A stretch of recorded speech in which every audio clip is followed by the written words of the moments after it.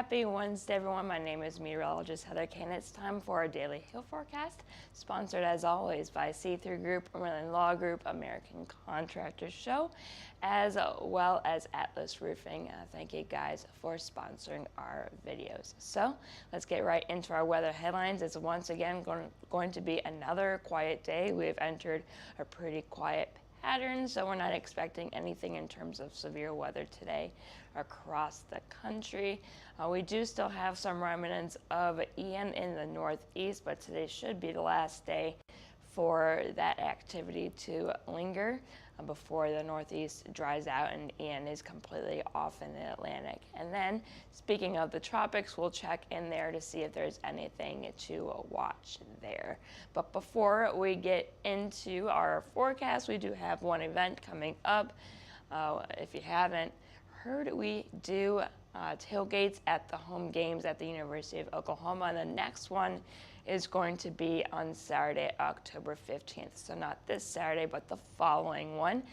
The kickoff will be at 11. The tailgate will be at 8 a.m. So it's going to be a bit early, but we will have free food, free beer, as well as some televisions with the game being played. So come on down to this tailgate. It will be a lot of fun. Speaking of fun, Halloween is coming up. We are 26 days away from Spooky Day, so it's going to be on Monday this year. Again, 26 days away. I thought it was time to bring out this wonderful graphic that yours truly made last year. So now getting into some storm reports. It's been a while since we've done this, so I thought I would give you an update. Yesterday, again, we didn't see any severe reports of any type. In terms of year to date, we've seen a little over 1,100 tornado reports, a few over 6,200 large hail reports, as well as a little over 20,000 high wind reports. So believe it or not, it's actually been a pretty busy year in terms of activity. And comparing that to this time last year, we're almost at the same number tornado reports, just 4 shy from this time last year. We have very much surpassed the number of hail reports compared to this time last year.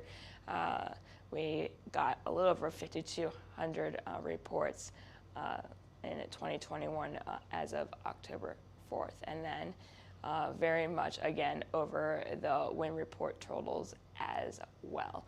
So here are current conditions across the lower 48. Again, some remnants still of Hurricane Ian, bringing some showers in the northeast, and we do have a front still taking its jolly old time, making its way to the east, bringing some showers from parts of southern Minnesota down into Iowa, into Missouri, southwest into the panhandles of Texas and Oklahoma, and into New Mexico. And other than that, it's pretty quiet across the U.S. So we're going to zoom on in here. Here are the remnants of Ian. You can actually see where the center is located. Kind of cool. And again, some moisture just streaming on in here from the Atlantic, bringing some heavier showers and maybe rumble thunder or two here across the northeast from parts of eastern Pennsylvania, northeastward into Maine, down into Delaware and eastern Maryland. And then again, here is that low pressure and cold front bringing those just light to moderate showers, nothing too crazy, from, again, southern Minnesota all the way down to Missouri and into the panhandles of Oklahoma and Texas. So let's zoom back out here. Very comfortable temperatures across the country, anywhere from upper 60s to lower 70s across much of the central U.S. A bit cooler here in Denver, where it's 59, as well as here along the eastern coast, where it's only 58 in New York City. You go south of these systems, though, and temperatures start to warm up a bit. It's 81 in Dallas, 82 in Houston, and 86 down in Miami. And also in terms of comfortability, the dew points are really low as well. The exceptions are down in Florida, where Miami has a dew point of 64. New Orleans, still not too bad, with a dew point of 60. So let's just take a look at the future radar in the northeast for the remnants of Ian. Again, some light to moderate showers as well as a rumble thunder or two are possible as we go through the rest of the day today and getting into this evening. Again, nothing severe is expected, just some showers and storms, of the garden variety. Maybe some heavier rain in a spot or two. But then as we get into the overnight hours, you can see that activity starts to diminish. And then we'll wake up tomorrow morning with just a few scattered showers still possible here in eastern Massachusetts. So Boston, you can see a few showers. Other than that, this will be the end of anything from Ian. So here is today's hail forecast. If you haven't guessed already, it's going to be another quiet day. No severe weather is expected, no severe hail or wind. And then getting into tomorrow, the same deal. We're expecting another quiet day tomorrow. So let's get right into our jet stream. This is the low pressure that used to be Ian. It's going to continue to push off into the Atlantic. Here's another short wave that is bringing that shower activity in the middle of the U.S. As we get into tomorrow, those two will start to move off to the east. That low pressure, again, with Ian will be off in the Atlantic finally, and that trough that is currently in Iowa will be in the Great Lakes region tomorrow. And then we need to watch for another trough coming on down south from Canada.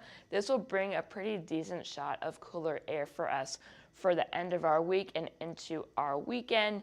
And as we continue to get into our weekend from Saturday into Sunday, that trough will continue to move on to the south, bringing some more cool, more comfortable temperatures for this time of the year across most of the U.S.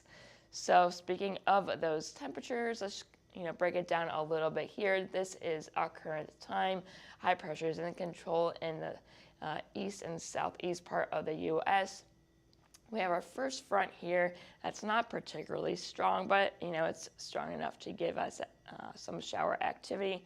That will start to move off to the east as we get into tomorrow, and then that second stronger front will start to develop and move to the southeast as we get from Thursday and really push on to the south as we get into Friday. High pressure will take control behind that second front as we get into our Friday as well as into our weekend. You can see we'll start to experience some cooler temperatures and again more quiet weather as we get through our Saturday as well as into our Sunday.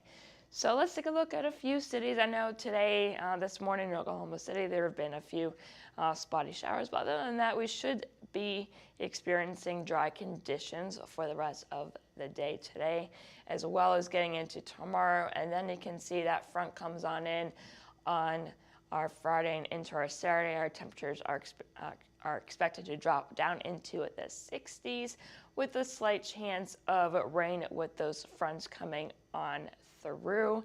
And then Sunday we will start to warm back up with temperatures in the lower 80s. So overall not too bad there. And then getting down into the Dallas-Fort Worth area, plenty of sunshine, no rains expected for you guys for the next few days. And then that front will, again, just like here in Oklahoma City, will start to push on through as we get into Saturday. It doesn't look like it's going to be as strong, though, as we get into your guys' area. And then we will continue to be warm as we get into our Sunday. Then lastly, Denver, a little bit chilly as we get into the end of our work week, as well as into the beginning of our weekend, starting to warm up though as we get into our Sunday. A few small chances of rain here or there, but otherwise you guys should be dry.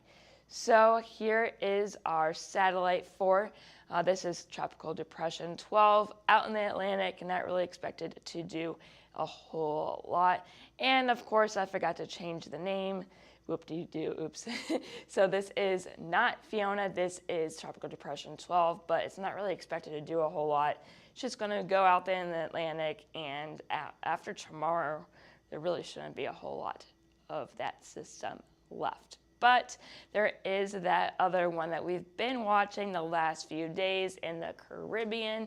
The chances of development is going up. Within the next 2 days, we have a 60% chance of development.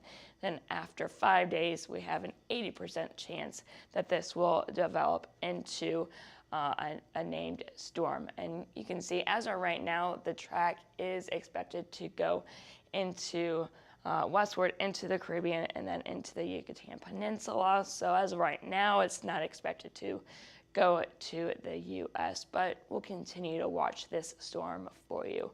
If it does become named, this will become Tropical Storm Julia. It will become, Julia, and then any other storms after that, here are the names for the rest of those potential storms that may develop for the rest of the season. So that's all I have for you today. I know, kind of brief. Tropics are still the big name in town right now, but you never know what will happen. You know, Mother Nature likes to throw out surprises all the time, so you don't want to miss anything. Make sure you follow us on Twitter, Facebook, Instagram, YouTube, as well as our TikTok page, where we've been trying to create some more fun content for you guys. And then if you have any questions, concerns, if you just want to say hi, you can give us a call at 855-334-4245. You can email us at info@hailtrace.com and check out our website at www.hailtrace.com. And I am meteorologist Heather Kay. I hope you all have a great rest of your Wednesday.